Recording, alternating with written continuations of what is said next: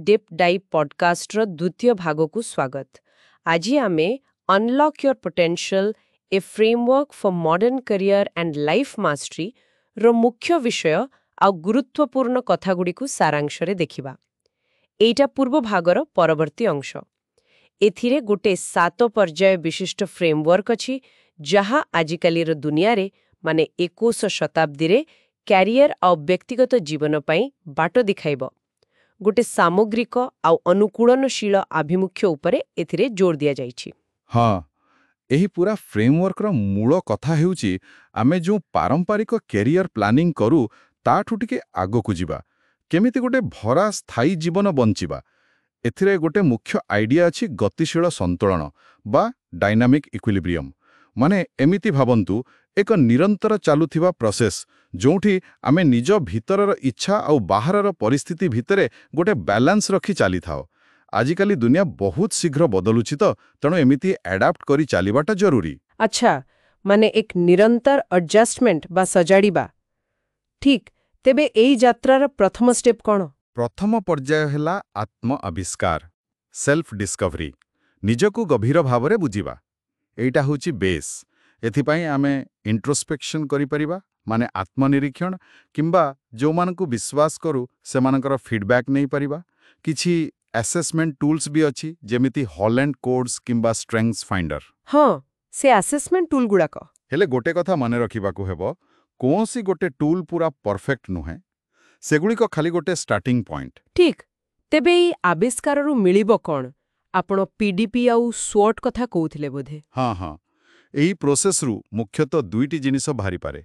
गोटे हेला व्यक्तिगत दिगदर्शन प्रोफाइल बा पर्सनल डायरेक्शन प्रोफाइल पीडीपी। एइटा आमर वैल्यूज, इंटरेस्ट आउ स्ट्रेंथ्स को एकाठी करी देखाए जे आमो पई को बाटटा ठीक होई पारे। आउ द्वितीयटी हेला व्यक्तिगत स्वॉट विश्लेषण, पर्सनल स्वॉट एनालिसिस। स्वॉट माने स्ट्रेंथ्स शक्ति, वीकनेसेस दुर्बलता, अपॉर्चुनिटीज सुजोग आउ थ्रेट्स बाधा। एइटा आमको आमर भल मंद आउ बाहर सुजोग आउ बाधा चिन्हिबारे साहाय्य करे। बुझिली, निजको जाने सारिला परे नेक्स्ट स्टेप तो निश्चय कैरियर स्ट्रेटेजी हबो। एठी बहुत लोकंकर कंफ्यूजन थाए, निजो पैशन पछरे जिबे ना मार्केट डिमांड देखिबे। एकदम ठीक कहले। पर्याय 2 सही विषय रे ही वृत्तिगत रणनीति करियर स्ट्रेटेजी। देखंतु खाली पैशन फॉलो कले पैसा पत्र असुविधा होई पारे। आउ जदि खाली मार्केट डिमांड पछरे गले ताबे हुए तो कामरे से सैटिस्फैक्शन न मिली पारे। एठी पुणी से गतिशील संतुलन कथा आसुची। आमको निज आग्रह और बाजार रो वास्तवता भितरे गोटे मझिया बाट बाछिबाकू पड़िबो। हुए तो किछि नुआ स्किल सिखिबाकू पड़ी पारे किंबा गोटे हाइब्रिड रोल खोजिबाकू पड़ी पारे जोठी दुईटा जाको टिके टिके थिबो। किंतु आमे निजको जानिलु, स्ट्रेटेजी भी बनेइलु, हेले बाहर दुनियार चाप आउ आम निज भितरर जो डर बा बाधा सेगुड़िकर कौन करिबा? निश्चित भावरे सेटा पई तो अछि पर्याय 3 प्रभाव एवं प्रतिबंधक, इन्फ्लुएंसेस एंड कंस्ट्रेंट्स। एथिरे आमे देखू बाह्य शक्ति माने समाज कौन कहूची, परिवार कौन चाहूची, आमर आर्थिक स्थिति केमिति, आउ ता सहित आम भीतरर बाधा भी अछि जेमती फेल हे जिवार डर किंबा इम्पोस्टर सिंड्रोम माने निजको अयोग्य भाबिबा। ए सबको चिन्हिबा आउ फेस करिबाकू पड़िबो। आउ गोटे कथा हैला कैरियर वर्ल्ड रो किछि कठोर सत्य को भी मानिबाकू हबो। जेमती परिश्रम कले जे सबु बेले सफलता मिलिबो तार किछि ग्यारंटी नाही। आम स्किल रो वैल्यू भी समय सहित कमी जाई पारे। आउ कैरियर पाथ सबु बेले सीधा ऊपर को जाएनी, बंका टंका भी हुए। सत्य कथा। तेरु एथिपाई एक्टिव भाबे अडैप्ट करिबाराटा बहुत जरूरी। एकदम। ताहेले एसबु वास्तवता भितरे सस्टेनेबल सक्सेस पाई कौन किछि मूल द्वारा बा पिलर अछि? हाँ अछि।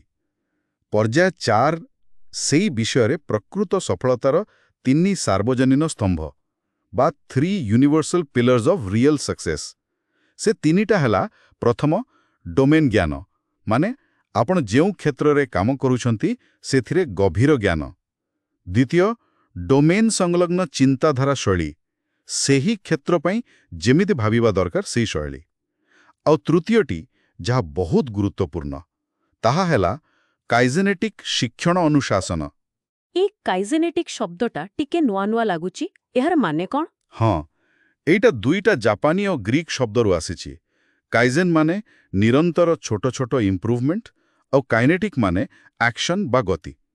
ତ କାଇଜେନେଟିକ୍ ଲର୍ଣ୍ଣିଂ ଡିସିପ୍ଲିନ୍ ମାନେ ହେଲା କେବଳ ଶିଖିବା ନୁହେଁ, ବରଂ ସବୁବେଳେ ଛୋଟ ଛୋଟ ଷ୍ଟେପ୍ ନେଇ ନିଜକୁ ଆହୁରି ଭଲ କରିବାର ଗୋଟେ କମିଟମେଣ୍ଟ, ଗୋଟେ ଅନୁଶାସନ। ଆଜିକାଲି ଦୁନିଆ ଏତେ ଜଲ୍ଦି ବଦଳୁଛି ଯେ ସ୍କିଲ୍ସ ବହୁତ ଶୀଘ୍ର ଆଉଟଡେଟେଡ୍ ହେଇଯାଉଛି। ତ ଏଇ ଡିସିପ୍ଲିନ୍ଟା ହିଁ ଆମକୁ ଆଗକୁ ବଢ଼ିବାରେ ହେଲ୍ପ କରେ। ବା ବହୁତ ଭଲ କନସେପ୍ଟ। ତାହେଲେ ଆମେ ନିଜକୁ ଜାଣିଲେ, ଷ୍ଟ୍ରାଟେଜି ବନେଇଲେ, ବାଧା ଚିହ୍ନିଲେ ଆଉ ସକ୍ସେସ୍ର ପିଲର ବି ବୁଝିଲେ। ଏବେ ଏସବୁକୁ ଆକ୍ସନରେ କେମିତି ଆଣିବା? ଏହା ପରବର୍ତ୍ତୀ ପର୍ଯ୍ୟାୟରେ ଅଛି କି? ହଁ, ପର୍ଯ୍ୟାୟ 5 ଆଉ 6 ଏକାଠି ମିଶି ଗୋଟେ ପୋଷ୍ଟ ଷ୍ଟ୍ରିମ୍ ରୋଡମ୍ୟାପ୍ ଆଉ 21 ଶତାବ୍ଦୀ କୌଶଳ ଏକୀକରଣ ବିଷୟ କହୁଛି। ଏଠି ପ୍ରଶ୍ନ ଆସେ, ନେକ୍ସଟ କ'ଣ? ପାଠପଢ଼ା ଜାରି ରଖିବେ, ନା ଚାକିରି ଖୋଜିବେ, ନା ଫ୍ରିଲାନ୍ସିଂ କରିବେ? ଏଥିପାଇଁ ଗୋଟେ କ୍ଲିୟର ରୋଡମ୍ୟାପ୍ ଦରକାର। କାହିଁକି ଆରମ୍ଭ କରୁଛନ୍ତି, ପ୍ଲାନ୍ କ'ଣ, କାହା ସହିତ ନେଟୱାର୍କ କରିବେ, ଏମିତି ସବୁ। ଆଉ ଏଇଠି ଲାଟିସ୍ ମଡେଲର ଆଇଡିଆ ବି ଆସୁଛି। ପାରମ୍ପରିକ ଭାବେ ଆମେ ଭାବୁ କ୍ୟାରିୟର ଗୋଟେ ସିଡି ପରି, ଖାଲି ଉପରକୁ ଯିବା। କିନ୍ତୁ ଲାଟିସ୍ ମଡେଲ କହୁଛି ଆମେ ସାଇଡକୁ ବି ଯାଇପାରିବା, ବେଳେବେଳେ ତଳକୁ ଆସି ନୂଆ ଜିନିଷ ଶିଖିପାରିବା, ନୂଆ ଏକ୍ସପିରିଏନ୍ସ ନେଇପାରିବା। ଏହା ଆହୁରି ଫ୍ଲେକ୍ସିବଲ୍। ଆଚ୍ଛା, ଆଉ ସେ 21 ଶତାବ୍ଦୀର ସ୍କିଲ୍ସ କଥା ଯାହା କହିଲେ। ହଁ, ସେଥିରେ ମୁଖ୍ୟତଃ 4ଟା ସି କଥା କୁହାଯାଏ। କ୍ରିଟିକାଲ ଥିଙ୍କିଂ, ସମାଲୋଚନାତ୍ମକ ଚିନ୍ତା, କ୍ରିଏଟିଭିଟି, ସୃଜନଶୀଳତା, କୋଲାବୋରେସନ୍, ସହଯୋଗ ଆଉ କମ୍ୟୁନିକେସନ୍, ଯୋଗାଯୋଗ। କିନ୍ତୁ ଆଜିର ଦୁନିଆରେ ଯେଉଁଠି ଜ୍ଞାନ ଏତେ ଶୀଘ୍ର ବଦଳୁଛି, ସବୁଠୁ ଗୁରୁତ୍ୱପୂର୍ଣ୍ଣ ସ୍କିଲ୍ ହେଉଛି ଗୋଟେ ମେଟା ସ୍କିଲ୍। ସେଇଟା ହେଲା କିପରି ଶିଖିବାକୁ ହେବ ତାହା ଶିଖିବା, Meta skill of learning how to learn. ଶିଖିବାର କୌଶଳକୁ ଶିଖିବା।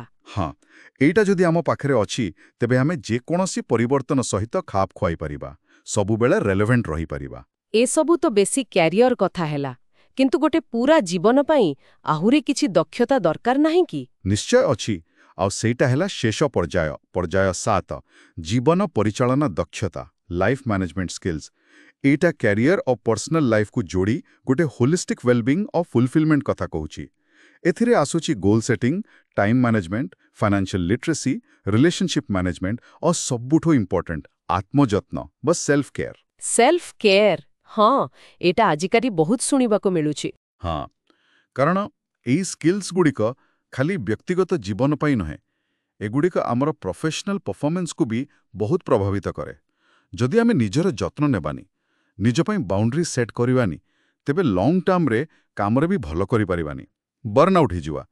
ତେଣୁ ସଷ୍ଟେନେବଲ୍ ସକ୍ସେସ୍ ପାଇଁ ଏସବୁ ଲାଇଫ୍ ମ୍ୟାନେଜମେଣ୍ଟ ସ୍କିଲ୍ସ ବହୁତ ଜରୁରୀ। ଆଉ ସଫଳତାର ମାନେ ବି ବଦଳିଛି। ଏହା ଖାଲି କ୍ୟାରିୟର ଭିତରେ ସୀମିତ ନୁହେଁ। ବୁଝିଲେ। ତେବେ ସାମଗ୍ରିକ ଭାବେ ଦେଖିଲେ ଏହି ପୁରା 7 ପର୍ଯ୍ୟାୟର ଫ୍ରେମୱାର୍କ ଖାଲି ଗୋଟେ କ୍ୟାରିୟର ଗାଇଡ୍ ନୁହେଁ, ଏଇଟା ଗୋଟେ ପୁରାପୁରି ଫ୍ଲେକ୍ସିବଲ୍ ଜୀବନ ବଞ୍ଚିବା ପାଇଁ ଗୋଟେ ରୋଡମ୍ୟାପ୍ ପରି। ମୂଳ କଥା ହେଲା ନିଜ ଉପରେ, ସିଷ୍ଟମ ଉପରେ ଆଉ ସମାଜ ଉପରେ ମାଷ୍ଟରୀ ପାଇବା ହିଁ ପ୍ରକୃତ ସ୍ୱାଧୀନତା। କୌଣସି ଗୋଟେ ଡେଷ୍ଟିନେସନରେ ପହଞ୍ଚିବା ବଦଳରେ ସବୁବେଳେ ପ୍ରସ୍ତୁତ ରହିବା ଆଉ ପରିପୂର୍ଣ୍ଣତା ଭିତରେ ରହିବାଟା ହିଁ ମୁଖ୍ୟ ନା? ଏକଦମ, ଇଟ୍ସ ଅ କଣ୍ଟିନ୍ୟୁଅସ୍ ଜର୍ଣ୍ଣି।